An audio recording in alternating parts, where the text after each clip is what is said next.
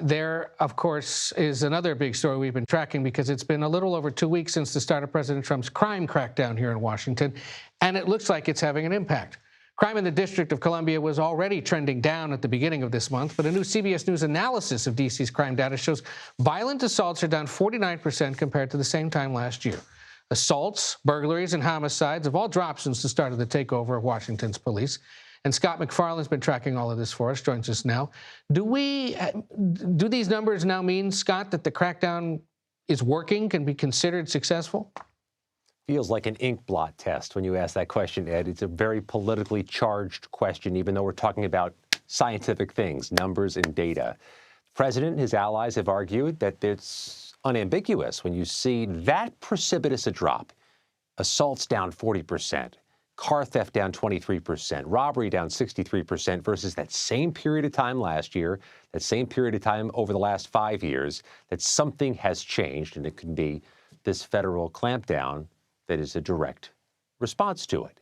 But the local leadership here in Washington, D.C., with whom we spent the day today in several different neighborhoods, are arguing the decline was already underway, and the mayor's been arguing this for weeks, that crime is down significantly, and that the one special change, in addition to the deployment of federal agents, Ed, is that there are reports of a steep decline in business at restaurants, at nightclub venues, on the street, versus this time 3 and 4 weeks ago, and that might be part of the decline as well. You know, the president held a 3-hour, 17-minute cabinet meeting, a bit of an epic run this afternoon, and he spoke at one point about the punishment he'd seek for murderers here in Washington. Take a listen. Anybody murders something in the Capitol, capital punishment, capital punishment. If somebody kills somebody in the Capitol, Washington, D.C., we're going to be seeking the death penalty. The president, who focuses on branding there, clearly has found yet another nifty set of words there to describe a new policy. But how would that work, since D.C. doesn't have capital punishment?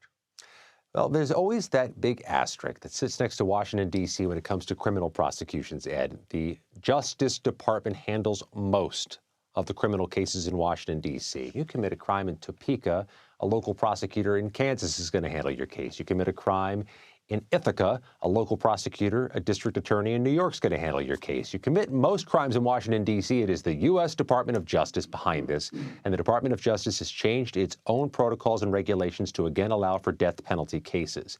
And respectfully, the federal death row in Terre Haute, Indiana still functions and has now been put in front of many more federal defendants. That being said, these prosecutions in the District of Columbia do not frequently bring federal murder cases in the U.S. District Court system. That would be a policy change, and one that the president seems to hope is a deterrent towards violent crime. Yeah, well, we'll see how long this string of no murders continues. It's a good sign. Whether it's because of the federal crackdown or not remains to be seen, but it's certainly something the administration is happy with. And Scott MacFarlane, thank you for tracking it all for us. We'll talk to you soon.